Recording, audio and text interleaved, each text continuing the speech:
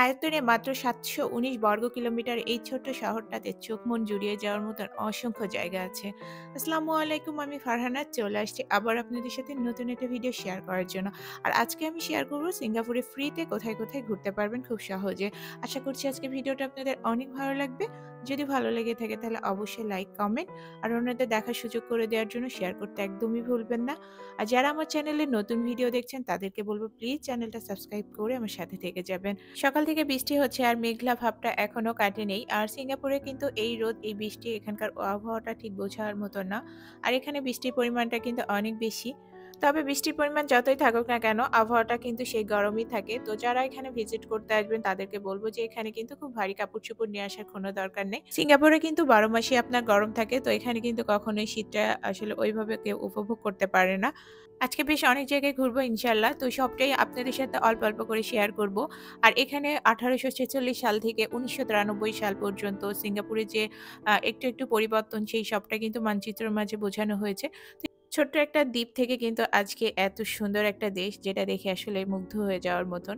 আমার কাছে কিন্তু অনেক ভালো লেগেছে, যদিও সিঙ্গাপুরের সবকিছু অনেক বেশি এক্সপেনসিভ। তারপরে কিন্তু মুগ্ধ হওয়ার মতন অসংখ্য ঘোরার জায়গা আছে। আর সব জায়গায় যে এন্ট্রি ফি আছে তাও কিন্তু না। অনেক সুন্দর, সুন্দর জায়গা আছে সেগুলো কিন্তু আপনি কোনো এন্ট্রি ফি ছাড়াই আসলে উপভোগ করতে পারবেন। আর যারা সিঙ্গাপুরে আসতে চান তাদেরকে বলব হুটহাট করে প্ল্যান না করে আসলে একটু সময় নিয়ে প্ল্যান করে আসলে আসলে খরচটা অনেক বেশি কমে যায়। যদিও বা আমাদের সবকিছু অনেক তাড়াতাড়ি ছিল, তো যার কারণে আসলে আমাদের খরচটা একটু বেশি হয়েছে। এয়ার টিকিট থেকে শুরু করে হোটেল ভাড়া। আর হোটেলটা সবসময় একটু চেষ্টা করবেন সিটি এরিয়ার আশেপাশে নিতে, তাহলে আপনাদের খরচটা আরো কমে যাবে। আর সিঙ্গাপুরে যারা আসতে চান তাদেরকে আরো একটা কথা আমি আমার ব্যক্তিগত অভিজ্ঞতা থেকে বলতে চাই।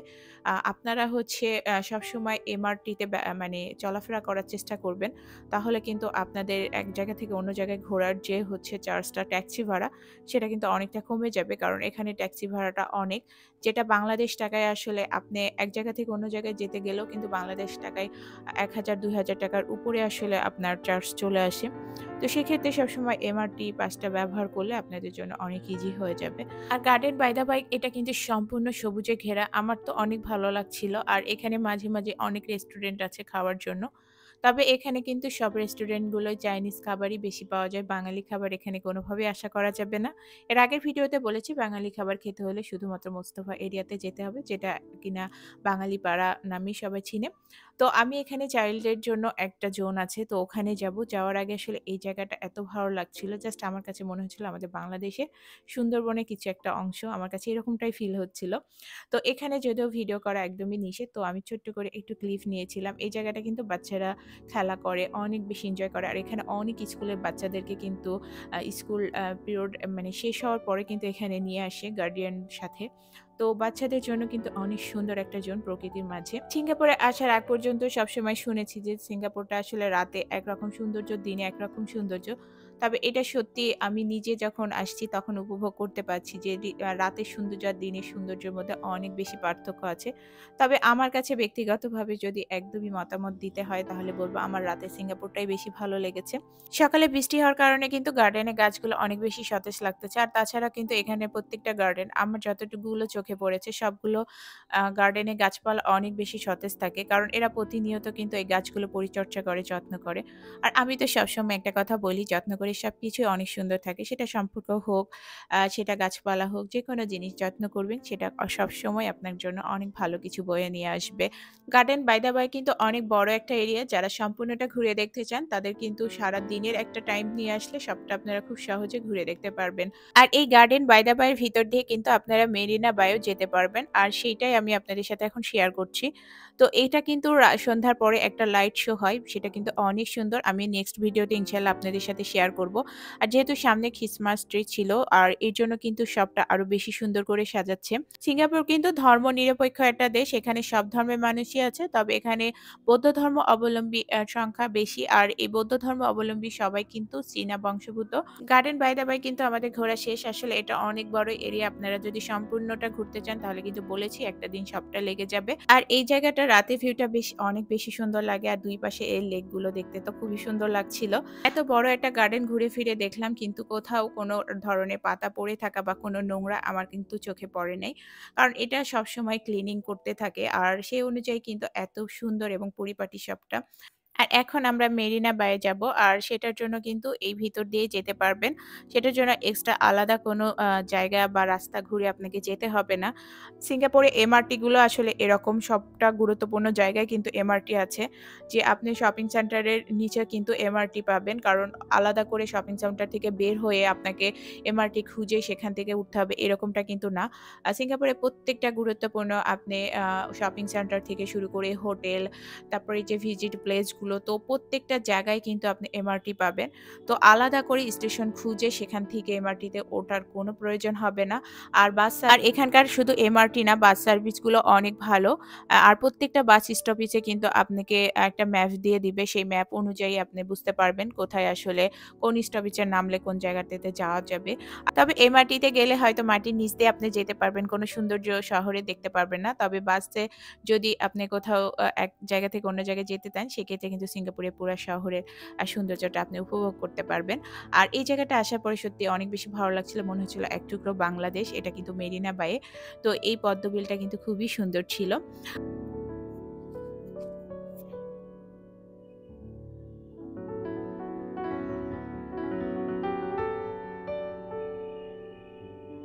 আর যেকোনো জায়গায় ট্যুরে আসলে কিন্তু হাঁটার একটা অভিজ্ঞতা থাকতে হবে। না হলে কিন্তু আসলে ট্যুরটা আপনারা ঠিক উপভোগ করতে পারবেন না।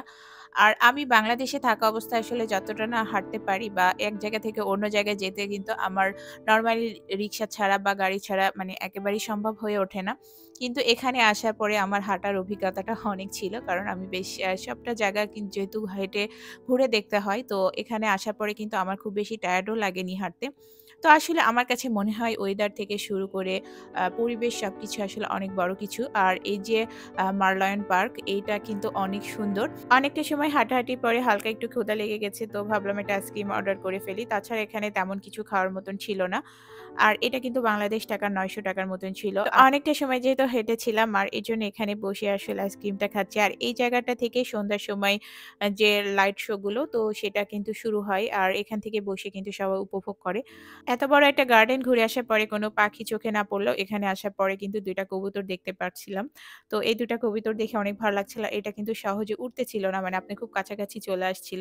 আর ফাইনালি কিন্তু আমরা মার্লিয়ন পার্কে চলে আসছি। আর এই জায়গাটা কিন্তু সবসময় ভিড় থাকে। কারণ যারা সিঙ্গাপুরে আসবে আর এই জায়গাটায় ছবি তুলবে না সেটা তো হতেই পারে না। এত ভিড় থাকার পরেও কিন্তু এখানে ছবি তোলার জন্য কোনো হুড়াহুড়ি ঠেলাঠেলি নাই। খুব সুন্দরভাবে একজনের পর একজন আপনাকে জায়গা করে দিবে ছবি তোলার জন্য। আর এই যে ডিসিপ্লিন জিনিসটা কিন্তু সব জায়গায় থাকা উচিত। আর তাহলে কিন্তু পরিবেশটা অটোমেটিক্যালি সুন্দর হয়ে যায়। তো এখানে ছবি তোলা ফটোশুটের কারণে কিন্তু খুব বেশি আমি ভিডিও শুট করতে পারিনি। কারণ আমরা কিন্তু এই জায়গাটা পুরাটা ঘোরাঘুরি শেষ করে এখন চলে আসছি বাহিরে। আর এখান থেকে আসলে আমরা এমআরটিতে উঠবো। তো ভাবছি যে অনেক তো এমআরটিতে ঘোরা হলো। এবার একটু বাসের জন্য ওয়েট করছিলাম। তারপরে আসলে লোকেশন দেখে মনে হলো যে না বাসে করে যেতে চাঙ্গি এয়ারপোর্ট অনেকটা সময় লেগে যাবে। তো তার থেকে আমরা হচ্ছে এমআরটি ব্যবহার করি। আর এমআরটিতে গেলে খুব দ্রুত কিন্তু এক জায়গা থেকে অন্য জায়গায় যাওয়া যায়। তো পরবর্তীতে আমরা সিদ্ধান্ত চেঞ্জ করে এমআরটিতে করে চলে আসছি চাঙ্গি এয়ারপোর্টে। চাঙ্গি এয়ারপোর্টটা যেমন সুন্দর আর ঠিক তেমনই বড়। আর এটা কিন্তু দেখে শেষ করার জন্য একটা সম্পূর্ণ দিন লেগে যাবে। আর চাঙ্গি এয়ারপোর্টে সবথেকে সুন্দর দেখার মতন এই যে জুয়েল জায়গাটা, এইখানে মানে মুগ্ধ করার মতন চারিপাশটা এত সুন্দর সবুজ আর তার মাঝখানে এইরকম একটা জলপ্রপাত। এটা দেখার পরে সত্যি আমার কাছে যে এত ভালো লাগছিল।